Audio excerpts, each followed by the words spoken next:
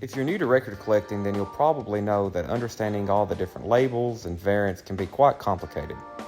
Without getting too deep into the weeds, we're going to only focus on 3 labels from Columbia. These are the most common labels you will see when collecting records from the mid to late 60s through the 70s. The first label we're going to look at, which made its debut in 1955, is what we call the 6i. As I get asked quite often, what is the I you're referring to?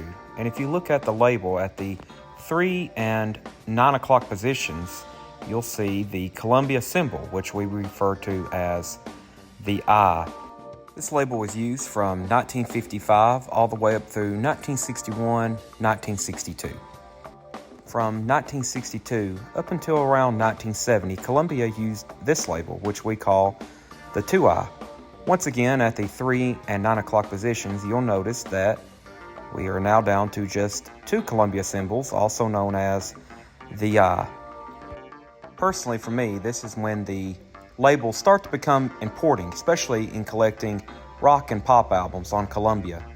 Whereas some albums were originally released in 1970 on the 2i label, one that immediately comes to mind is the debut album from Santana, which is always a challenge to find on the 2i label.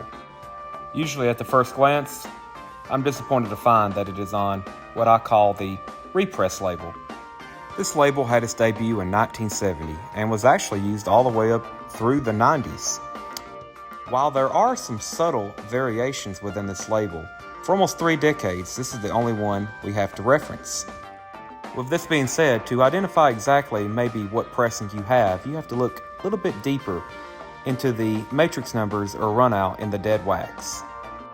I hope this information has been helpful because collecting records can sometimes be overwhelming with the amount of information that is out there.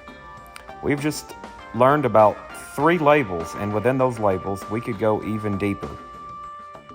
Let me know your thoughts on this video, and even more importantly, let me know which label or record company or anything else related to records you would like to learn more about. I'd be happy to make as many instructional videos as I need to help you improve your record collecting knowledge. Thanks for watching.